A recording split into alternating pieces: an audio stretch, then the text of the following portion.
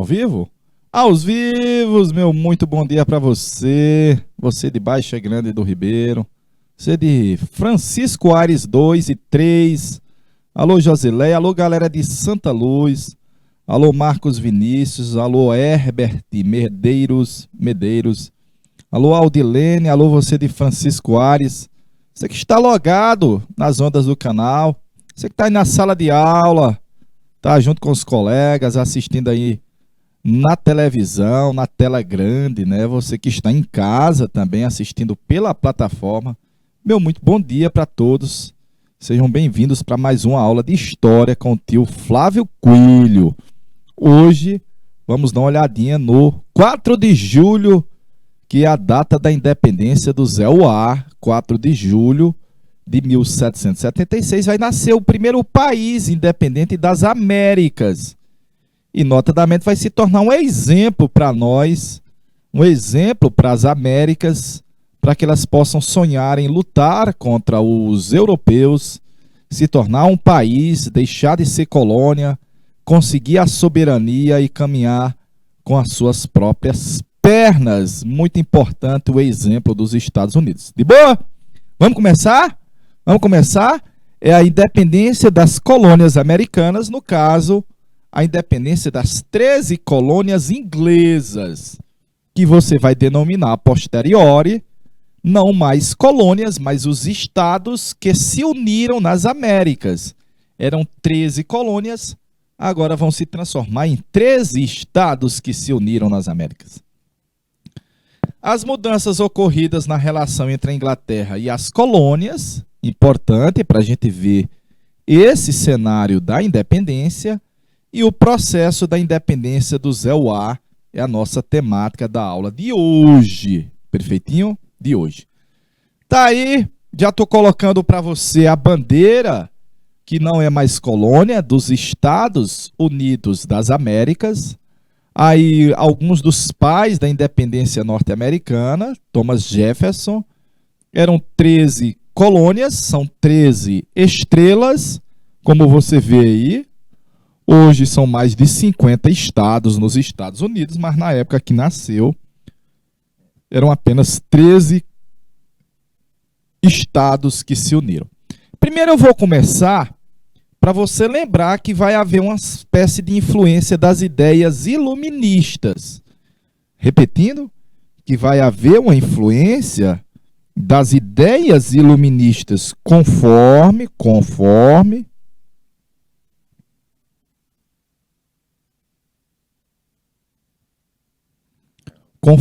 claro, a gente vai ver. A ideia de igualdade perante a lei vinha do iluminismo, a ideia de garantir um ensino gratuito a todos vinha do iluminismo, a ideia de divisão de poderes, olha aí, vai vir do iluminismo, de soberania popular, vai vir do iluminismo. Igualmente, olha, a ideia de liberdade econômica, de não sermos obrigados a comercializar só com a Inglaterra, vai vir do iluminismo. É a ideia da liberdade, da tolerância, da razão. Todos esses elementos do iluminismo vão ter uma certa influência, vamos dizer assim, na independência dos Estados Unidos. Olha aí, ó, vai ser uma das revoluções burguesas, notadamente o antigo regime, que é uma monarquia europeia dominando, por exemplo, as colônias americanas, já está em crise. Notadamente, os colonos vão buscar superar os entraves que haviam àquela época, superar os entraves, e está nascendo ali uma sociedade capitalista, lá nos Estados Unidos, que propagava a estátua da liberdade. Propagava a estátua da liberdade. Com os direitos dos cidadãos, que o Estado tem que reconhecer eu como indivíduo com direitos. Notadamente, a nação não é mais o rei, mas o conjunto dos cidadãos. Os norte-americanos vão modernizar o Estado e daqui a pouco começa a produção industrial deles. Daqui a pouco, viu? Ainda não. Perfeitinho? Tá aí um cenário que a gente vai ver a chamada Revolução Americana. Já estou colocando aí alguns elementos importantes dela. Aqui está a festa do chá de Boston, está o choque entre os colonos e os ingleses, está aqui a chegada dos pais peregrinos, está aqui George Washington, está aqui nós, o povo dos Estados Unidos. Nós, o povo dos Estados Unidos. A produção agrária no sul, feita principalmente por escravizados, os povos indígenas que vão perecer com o avanço da colonização. Esse é um dos pais da independência dos Estados Unidos, meu amigo George Washington, e a bandeira do Zé Uá. A temática é a Revolução Americana. Vai ser uma revolução? Vai. Antes, onde hoje é o território dos Estados Unidos, era originalmente habitado por milhares de povos indígenas. Milhares, polinésios e vários outros. Nas várias ilhas, eram os povos indígenas, eram os povos paleoíndios, os índios antigos. No início do século XVI, começaram a chegar os primeiros caras vindo das Europa. Vão começar a desbravar o território. Foram os espanhóis, que não encontraram muitas riquezas. Depois, como não havia a presença dos espanhóis, os François, os ingleses e os holandeses. Quem fundou, por exemplo, a cidade de Nova Amsterdã, eu não conheço essa cidade. Nova York foi um grupo de nordestinos, meio que holandeses, expulsos daqui do Brasil, que pegaram os panos de bunda e foram para lá. Lá mais ou menos é 1630, viu? No final do século XVI vai haver uma mega rivalidade entre a Espanha e a Inglaterra, e uma tentativa dos ingleses de ocupar a região que hoje é os Estados Unidos. Então, quem vai começar a fazer um processo de colonização mais contínuo foram os ingleses. Mas o território, pelo Tratado de Tordesilhas, lembrar, pelo Tratado de Tordesilhas, o território das 13 colônias era espanhol. Olha, os índios, as várias nações indígenas que habitavam o território do que hoje é os Estados Unidos e o Canadá, várias nações indígenas, mais imagem dos índios Cherokees, os Sioux, presença dos povos nativos. E aí vamos começar a levar os ingleses para lá. Primeiro, eles vão desrespeitar o Tratado de Tordesilhas. O Tratado de Tordesilhas é aquele que dividia o mundo para Portugal e para a Espanha. Papai. E as 13 colônias pertenciam originalmente à Espanha. Na verdade, vai haver uma mega rivalidade da Inglaterra com a Espanha. E um choque para destruir a invencível armada espanhola. E vão destruir. Era um choque entre o Filipe II da Espanha e um choque entre a rainha Elizabeth I, a rainha virgem da Inglaterra. Mas também, galerinha, porque havia um certo desinteresse da Espanha por aquele território. E vai haver depois interesse dos ingleses. Terras, possíveis riquezas, sonho com ouro, quem sabe? Quem sabe, né não? No século XVII, nós tivemos as revoluções inglesas, que nós já vimos aqui, ó. Perseguição política, intolerância religiosa, guerras, fatality na Inglaterra, meio mundo de fugitivos, esperançosos e puritanos atravessaram o Atlântico e vieram fare América. A América não era terra apenas da liberdade, era um sonho de opportunity. Era um sonho de opportunity, de oportunidade. Ah, papai. Era um sonho de opportunity, oportunidades. Oportunidades. Então tá aí o cenário dos ingleses que vinham à América em busca de riquezas, de liberdades e de oportunidades. De não ter um rei perto fustigando eles, como você tinha na Inglaterra no século XVII. Perfeito? Dom Renan, deixa R$1 aí na tela para a galera lá de São José do Peixe fazer o print. São José, hoje nós vamos abordar a temática da independência da América inglesa. os Estados Unidos vão se tornar independentes da Inglaterra. Mas antes, eu estou começando a mostrar para você como é que ocorreu a chegada dos ingleses, onde hoje é o território dos Estados Unidos. Dom Renan, deixa R$1 na tela, per favore, em italiano.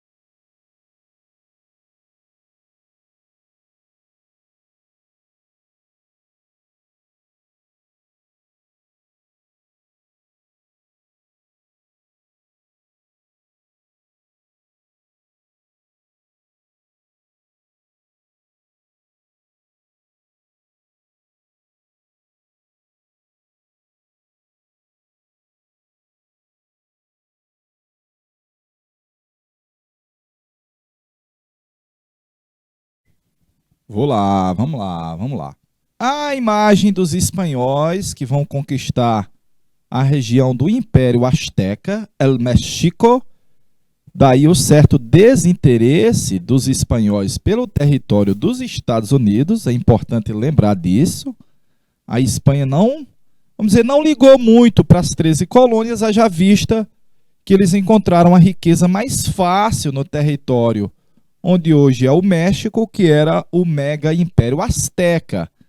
Muito da prata de aqui tira-se-lhes a esses reinos, beneficiam-se com o sangue dos índios e vai envolto com seus couros. É verdade, viu? É verdade. Haverá 4 anos que, para se acabar de perder essa terra, se descobriu uma boca do inferno, pela que entra cada ano grande quantidade de gente que a cobiça dos espanhóis sacrifica ao seu Deus. É a mina de prata que descobriram no Potosí. Na realidade, os espanhóis descobriram ouro e prata nas Américas e na América do Sul, viu? E na América Central. E, evidentemente, eles não vão ligar muito para o território das 13 colônias, né? Perfeito, perfeito, galera de São José do Peixe. Sou o professor Flávio, São José do Peixe. Nós estamos abordando hoje a temática sobre a colonização inglesa na América, que vai ser o território dos Estados Unidos, a independência deles, viu? Hoje a temática é a independência dos Estados Unidos. Mas antes, eu estou mostrando para você por que é que você vai ter a presença de inglês, onde hoje é o território dos Estados Unidos, haja vista que era um território que pertencia à Espanha. Esse cara aqui é o Felipe II, rei espanhol católico fervoroso, e essa moça é Elizabeth I, number one, Titia Elizabeth I. E eles vão ser rivais de Felaboff, porque ele é católico fervoroso e ela é protestante. Notadamente, era um choque entre católicos e protestantes que disputavam os mares, que disputavam na Europa. E vai ter aí os ingleses, incrível. Apesar da inferioridade numérica de navios ingleses, os ingleses vão destruir a invencível armada espanhola. Ah, Ripiola, teve isso? Teve. Então, estou mostrando para você um cenário de rivalidade da Inglaterra com a Espanha. O Filipe II da Espanha declarou guerra à Inglaterra. Vai ser uma cruzada religiosa. E eu dedico essa cruzada a Deus, com a bênção do Papa, porque a Inglaterra era protestante. A Inglaterra era protestante. Navios ingleses atacavam navios do Tesouro Espanhol e tentavam conquistar e confiscar colônias ricas em recursos. Os ingleses faziam um negócio chamado de pirataria. Só que a pirataria a serviço do Estado chama-se corsários. E haviam corsários ingleses patrocinados pelo rei, a rainha da Espanha, da Inglaterra, na realidade, viu? A rainha da Inglaterra. Volta para lá, volta. Aí. Aí eu coloquei assim, ó. Nesse choque entre a Espanha e a Inglaterra, os espanhóis tentaram conquistar o Canal da Mancha, que é pertinho, separando a França da Inglaterra, mas vão ser retaliados. A Inglaterra resultou em executar uma rainha católica, que era herdeira do trono inglês e do trono espanhol. O Filipe II queria se casar com ela, reivindicou o trono para ele. Eita, rapaz! Reivindicou o trono. E a rainha Elizabeth mandou, sabe o quê? Sai de boca, malandro. Tu é gente, quem vai mandar aqui na Inglaterra sou eu. Então é um choque que havia entre os católicos e os protestantes. Estou colocando esse textozinho pequeno, porque a Espanha está bem aqui e a Inglaterra é isso aqui, ó. E teve um choque da Espanha com os ingleses. Iha, fatality. Aí eu coloquei assim, ó. Quando você lembra do Tratado de Tordesilhas, eu vou botar bem aqui o Tratado de Tordesilhas, olha. Para cá era português, para cá era espanhol. Só que vai ter o detalhe, ó. De 1580 a 1640, tudo isso aí era da Espanha, porque era a famosa União Ibérica. Então, na época da União Ibérica, os ingleses, saindo de lá, Inglaterra, estão desobedecendo Tordesilhas e não é nice, olha. Estão indo, eu vou botar de outra cor. Os ingleses desobedecendo o Tratado de Tordesilhas, lembrar, né? Desobedecendo o Tratado de Tordesilhas, tá saindo aqui da Inglaterra, ó. Pela estrada fora eu vou bem sozinho. Ah, papai! Os ingleses estão ocupando terras além de Tordesilhas. São terras espanholas. Mas a Inglaterra não estava nem aí. Nem aí. Estava enfrentando o domínio espanhol. Era, olha aqui, ó. Para onde é que os ingleses vão? Para o que daqui a pouco vão ser as 13 colônias inglesas. Perfeito? Aí um geralzão da Inglaterra, lembrar que nós já fizemos essa análise em umas 2 semanas atrás. Falamos da dinastia dos Tudores, o Henrique VIII e a filha dele, Elizabeth, filha da Ana Bolena, Elizabeth.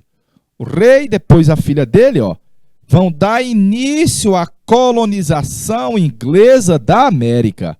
Notadamente, no território dos Estados Unidos hoje tem um estado chamado Virgínia, em homenagem à Rainha Virgem. Quem é a Rainha Virgem na história inglesa? Elizabeth. Quem é a Rainha Virgem na narrativa inglesa? Elizabeth. É essa mulher aí, ó, essa poderosa aí.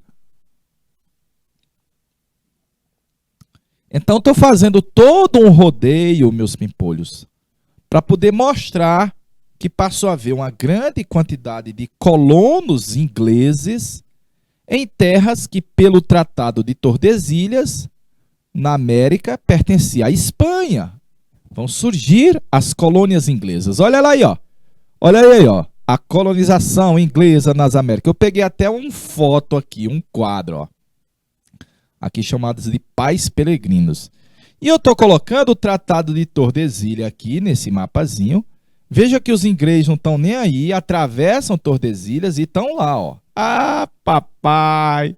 Até chegar aos Grandes Lagos e na divisa com o Canadá e até chegar na Flórida, lá no sul, ó, eram as colônias inglesas. Eram 13 colônias.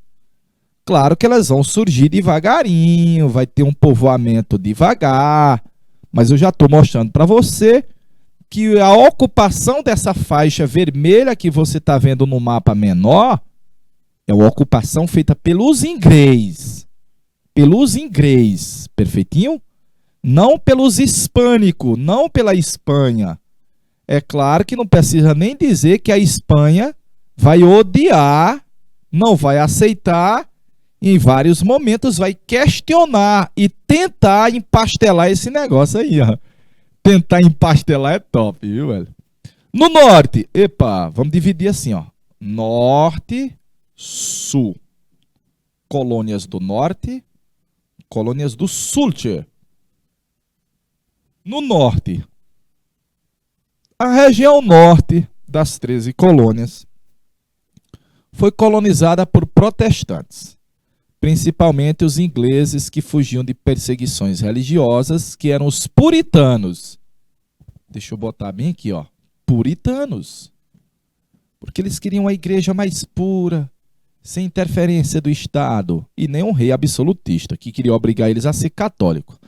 Chegaram à América do Norte com o objetivo de transformar a região num próspero lugar para habitar eles e as suas famílias. No piauiês, são ingleses que estão virando as costas para a Inglaterra e estão dizendo: nunca mais eu volto para essa terra desgramada, volta é nada.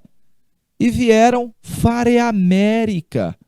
Vieram povoar, como você está vendo na imagem aí, ó, fazendo as casinhas. Vieram povoar, era chamada Nova Inglaterra. Uma colonização do tipo de povoamento. Eles vieram povoar, morar, se estabelecer. Então, na região norte, você teve mão de obra livre, principalmente os próprios puritanos. Tinha uma concepção de que o trabalho dignifica o homem. Muitos deles pegavam no cabo da enxada, no cabo do machado, como você está vendo aí nessa imagem. Perfeitinho? A economia vai ser baseada no artesanato, no comércio pequeno e na pequena propriedade, mas produzindo uma quantidade de produtos bem diferentes.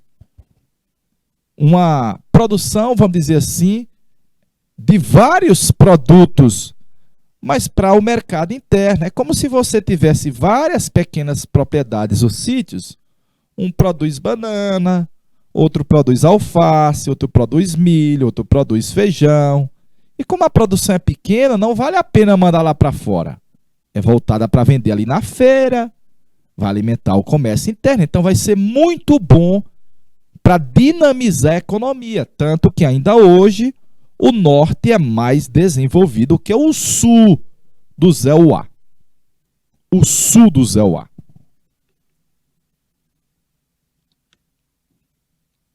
Perfeito? Vou passar a imagem. Está aí uma gravura retratando a chegada de europeus em Plymouth, que foi um exemplo da colônia de povoamento. Aí mostra uma suposta ajuda de nativos, como você vê nessa imagem. Vamos resumir as colônias do norte, ó. O norte eram protestantes. Deixa eu botar de outra cor aqui, ó. O norte vão ser de protestantes, o norte dos Estados Unidos. A maioria deles eram puritanos, que montaram pequenas propriedades. Deixa eu botar aqui, ó. Pequena propriedade. Não é uma fazendona como tinha no Brasil produzindo açúcar, viu? Pequena propriedade, produzindo vários gêneros. Tem uma visão mais liberal, principalmente de administração, de governo e de trabalho. Haja visto que eles defendiam trabalho livre e assalariado da própria família, né? Da própria família. E a pequena produção é voltada para o mercado interno. Então, isso vai ajudar sobremaneira a desenvolver as colônias do norte. Eu peguei essa foto aí da internet, que olha aí, uma casa típica das colônias dos Estados Unidos, perfeito? Tá aí a colonização na região norte. Tenho que saber que vai ter diferença para sul? Tem. Eu já estou colocando aí que eram protestantes, que eles mesmos se dedicavam ao trabalho, com a produção pequena, mais diversificada para o mercado interno, e isso vai ajudar no desenvolvimento da região. Perfeito? Dom Renan, deixa na tela aí R$1, por favor.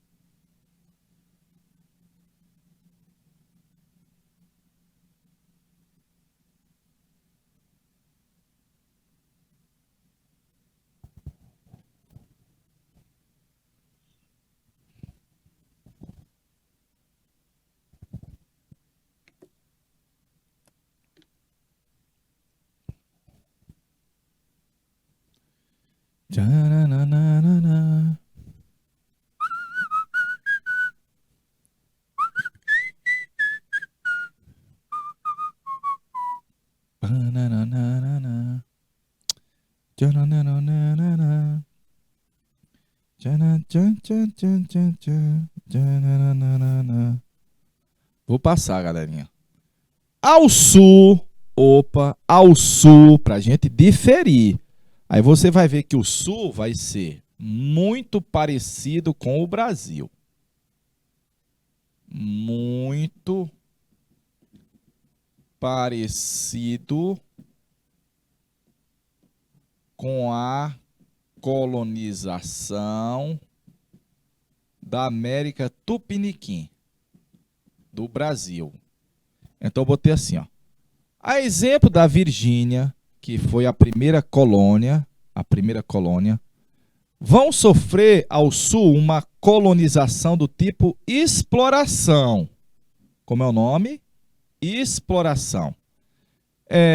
Eram exploradas por ingleses que vinham explorar as riquezas, a agropecuária, e vai se caracterizar como? É como os portugueses que vieram para o Brasil, ó, muito parecido, ó. Uma grande fazendona. E eu lhe disse que os portugueses transformaram nós numa fazendona que meio que deu certo. Olha aí, ó. No sul dos Estados Unidos, eram também grandes latifúndios, mega fazenda. Utilizando mão de obra de quem? Dos escravizados. Primeiro os índios, os nativos, mas vai predominar, como você vê na imagem, os negros. E no geral, eles vão produzir não para o mercado interno, mas para vender lá para fora. Produzir o quê? Algodão, anil, para vender lá para os States, lá para fora. Então é muito parecido com a produção do Brasil, é o famoso leme. Latifúndio, exportação, monocultura e escravidão. Olha aí, ó. Latifúndio, exportation, monocultura e escravidão. É o famoso leme. É o famoso leme. Perfeitinho, galera? Latifúndio, escravidão, monocultura, exportação. No piauiês é produzir um único gênero em grande quantidade voltado para o mercado externo, Elismão Veloso, que era muito parecido no Brasil. Nos Estados Unidos eles produzem algodão, aqui nós produzimos açúcar, depois algodão e depois café. É a mesma coisa, ó. Produzir em larga escala, um único gênero voltado para o mercado alienígena, o mercado estrangeiro, velho. Perfeito? E utilizando a mão de obra de escravizados. Vou fazer um resumo. Ah, aqui a imagem, ó. Plantação de algodão na Carolina do Sul. Notadamente, você está vendo a colheita do algodão por escravizados. Escravizados. Vou passar mais a imagem. Resultava num mega comércio de escravos. Aqui no Brasil era do mesmo jeito. Vinha do continente africano para serem transformados em escravos. Iam para leilão.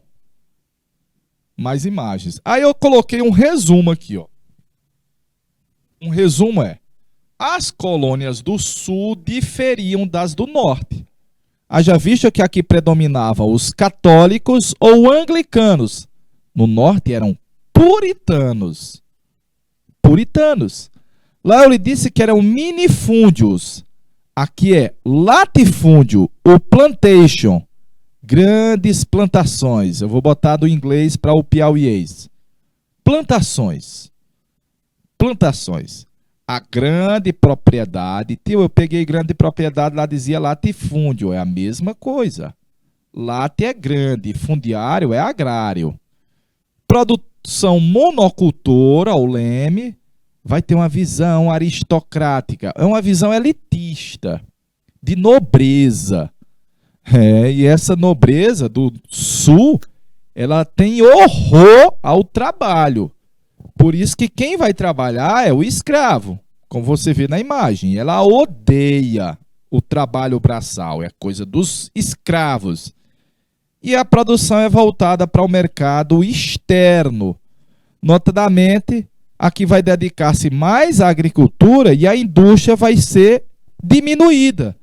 Então não tem como você não fazer uma associação com o que ocorreu no Brasil por muito tempo, de incentivar a atividade de um único produto e de consumir os industrializados que vêm de fora.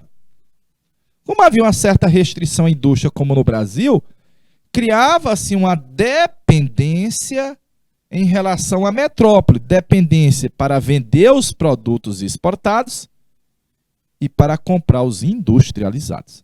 Então está aí um cenário muito parecido com o que a gente tinha no Brasil, na América Portuguesa.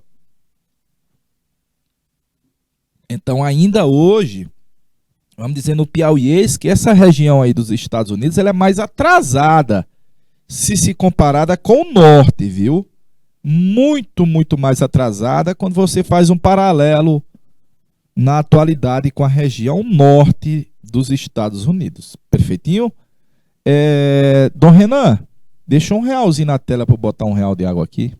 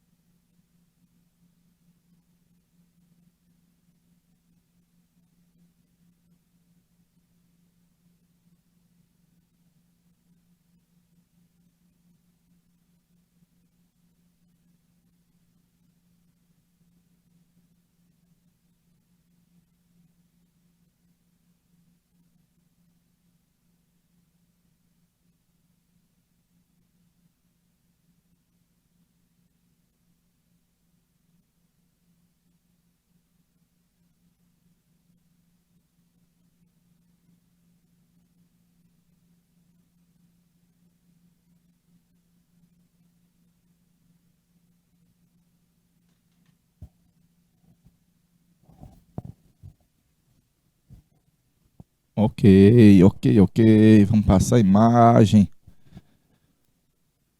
Tá aí a chegada do Mayflower, os protestantes ao norte e a predominância do trabalho escravo ao sul, essa comparação. Agora, como é que era, no geral, as 13 colônias inglesas? Aí isso é deveras importante para a gente poder fazer a nossa análise da independência. No geral, galerinha, no geral, a Inglaterra não se intrometia muito nas 13 colônias. No geral, não havia o intrometimento da Inglaterra na administração das colônias, na questão política, não. A gente bota assim, ó, era o autogoverno, ou self-governor. E era. Aqui não tem, como no Brasil, um poder central. E não, aqui no Brasil tinha Salvador como capital, depois o Rio. E na América Inglesa, cada colônia se relaciona diretamente com a metrópole. Ah, a diferença aí, ó. Cada colônia se relaciona diretamente com a metrópole, com a Inglaterra, com certas liberdades. Liberdade religiosa, certa liberdade comercial. Numa boa, numa nice, até porque a Inglaterra, durante o século 17, estava mais preocupada com os problemas internos do que com os problemas externos. E resultou disso em a Inglaterra, de certa forma, ser negligente em controlar a colônia. Faltou pulso, coragem ou vontade da Inglaterra para controlar as colônias como Portugal fazia com a gente e a Espanha fazia com a América Hispânica. Com certa liberdade religiosa, por isso que você viu, no norte são protestantes puritanos e no sul eram católicos e anglicanos. A Inglaterra queria obrigar que essas regiões seguissem o credo que havia na Europa? Não. Certamente não, galerinha. Por último, começa a haver um desenvolvimento econômico, principalmente no norte. Começa a ter um desenvolvimento econômico. Mas eu coloquei assim, olha, e aos pouquinhos os colonos viam que essa terra não era a terra da liberdade, era a terra das oportunidades. Das oportunidades. E nessas oportunidades nós vamos prosperar. Meu amigo. Nós vamos prosperar. E tá aí as 13 colônias inglesas, futuro Estados Unidos, que não tinham um controle inicial da Inglaterra sobre elas. Então, essa falta de controle mais rígido, Elismão Veloso, vai ser muito bom para o próprio desenvolvimento das 13 colônias. Quando a Inglaterra acordar, vai ser tarde demais. De boa? Renan, deixa um real na tela, Renan.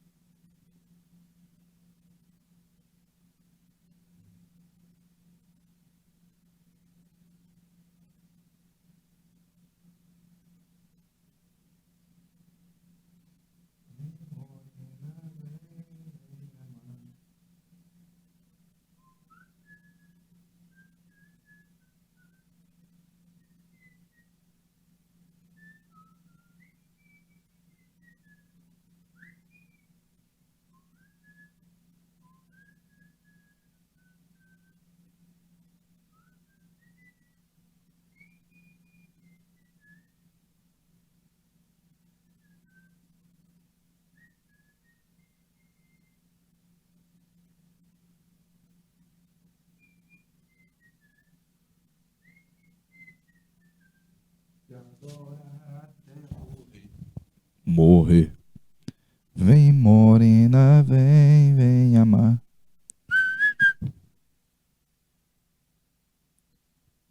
Esse jovem está sempre a te esperar, te espera.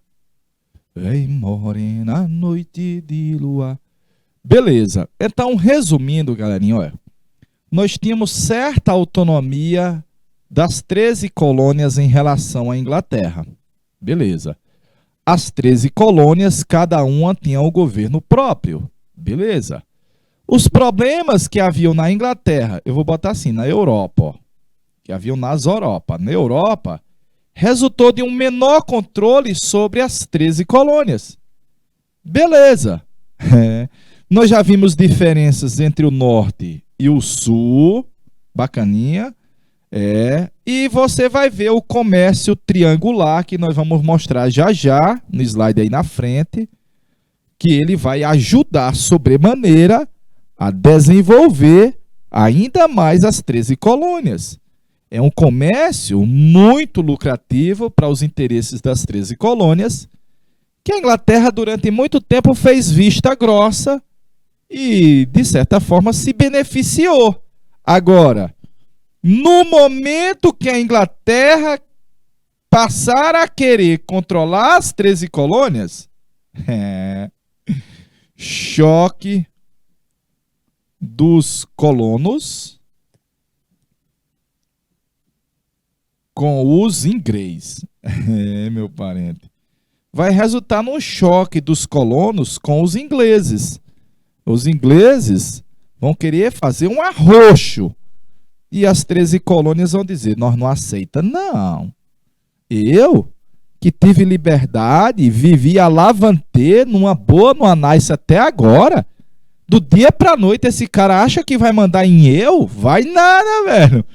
Então tá aí o cenário que você vai ver do que nós vamos resultar nas guerras pela independência da América Espanhola. Antes eu vou mostrar o comércio triangular, basicamente as 13 colônias. Basicamente as 13 colônias, galerinha, ó. As 13 colônias vão vender para a Europa algodão, vão vender para a Europa anil, tabaco, açúcar. Vão levar da Europa lá para a África para vender e trocar por escravos têxtil, rum, tecidos. Da África para cá eles vendem os escravos nas Antilhas. Eles vendem os escravos nas Antilhas. Uma parte dos escravos vai para o sul dos Estados Unidos. Com o dinheiro arrecadado eles levam o rum ou o melaço para a produção do rum. Ah, papai! Ou o melaço, que eu vou lá para a África vender, ó. Tchau! Vou lá para a África, os africanos queriam rum, a romantila. Lembra a romantila? Papai. Uma cachaça do Caribe, ó. Os comerciantes das 13 colônias iam até as Antilhas inglesas, francesas, espanholas e outras. Eles ignoravam o exclusivismo comercial, que é o pacto, tanto o inglês quanto dos outros países, e vão vender tecidos e trigo, peixe, vão comprar melaço, que é o caldo de cana cozido, vão levar para as 13 colônias, vão produzir a romantila e depois levam os barris até a África para trocar por escravos. Em todas eles lucram. Vão retornar com doces lucros e escravos, né? Para ser vendido novamente na região das Antilhas e ser levado lá para cima o melaço. Olha, tio, eu já vi questão que mostrava o comércio triangular lá na Inglaterra. Tem problema não. Mas aqui é o tradicional mercado triangular. Ó. O melaço está sendo levado para o norte, nós estamos transformando ele na romantila. Nós estamos lá na África vender para os africanos, trocar por escravos. Eu vou vender os escravos nessa região e no sul dos Estados Unidos. Papai. Levo o rum e estou lucrando em todas as vezes. Chama comércio triangular. Elismão Veloso. Alô, São José do Peixe. Tio, estamos em ajustes aqui em São José do Peixe. Perfeito. São José, perfeito. Deixa eu mostrar mais imagens. Tá aí o famoso comércio triangular. Às vezes passava na Europa, pegava armas, tecidos, ia revender lá, tendo mais lucro ainda, às vezes, né? Mas basicamente tá aí o chamado comércio realizado pelas 13 colônias e, mais uma vez, a Inglaterra fazia, vamos dizer assim, vistas grossas. Deixava alavanter. O comércio triangular proporcionou certo desenvolvimento às 13 colônias e enriqueceu parte da burguesia. A coroa britânica, lá na Inglaterra, não conseguia ou não queria conter esse comércio. A gente chama de negligência salutar. Saudável aos interesses das 13 colônias. Mais tarde, essa burguesia rica, liberal e ilustrada vai lutar pela emancipação política em relação à Inglaterra. Vai dizer, eu? Tu tem certeza? Eu? Vou nada, brother. Ser submisso marrachu? Vou nada. Pra gente chegar nas questões, né? Demorou demais. Durante o século XVII, grupos puritanos ingleses perseguidos por suas ideias políticas, já que eram anti o absolutismo, e por suas crenças religiosas, eram protestantes calvinistas, abandonaram a Inglaterra e fixaram-se na costa leste da América do Norte, onde vão fundar as primeiras colônias. A colonização inglesa nessa região foi facilitada pelo quê? Foi facilitada pelo quê, meus pimpolhos?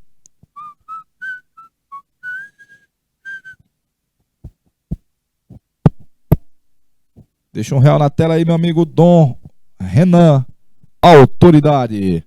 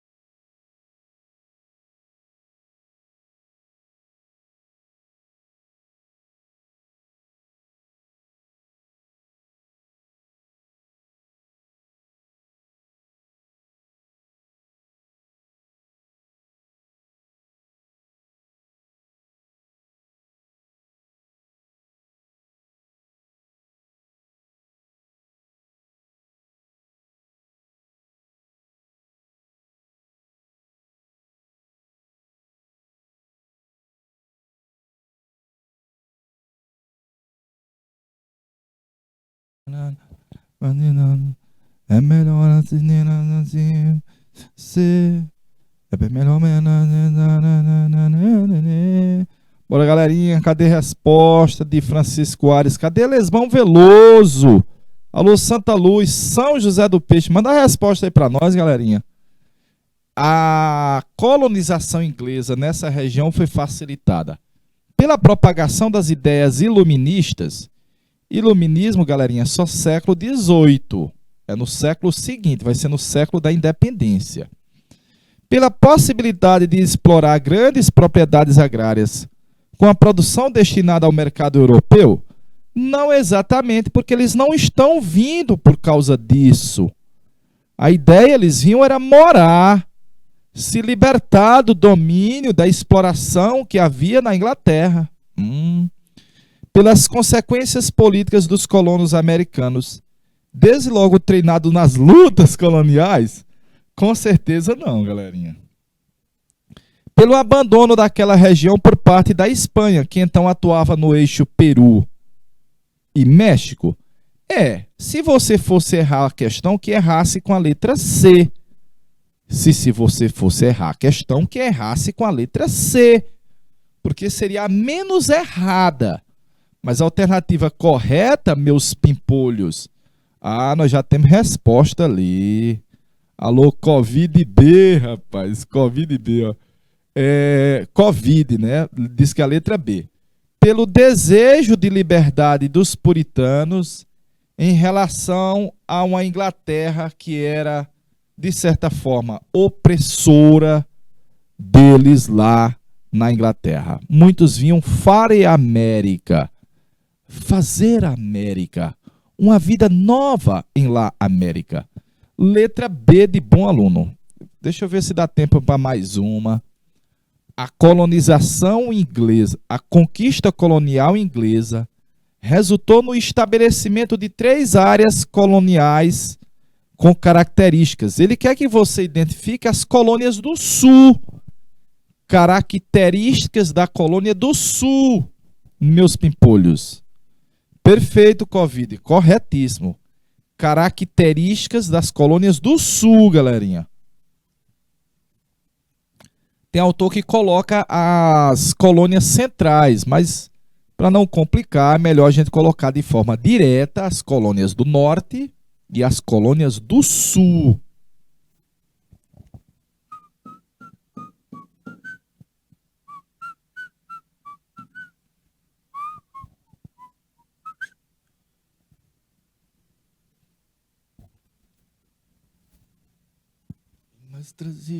Transition. How we go to generation. It just a chewing knife on a baseou-se sobretudo na economia familiar, desenvolveu uma ampla rede de relações comerciais com as colônias do Norte e o Caribe. Não, aí são as colônias do Norte. Baseou-se numa forma de servidão temporária que submetia os colonos pobres a um conjunto de obrigação em relação aos grandes proprietários. Não, servidão temporária era no Norte. Vixe, bateu aí a minha campa? Bateu a minha campa? Meu amigo Dom Renan, eu vou deixar esse slide aí, nós estamos no slide 36, meu jovem, ó. E nós vamos voltar ainda com essa questãozinha aí, quando a gente passar os 3 minutinhos no retorno. Beleza?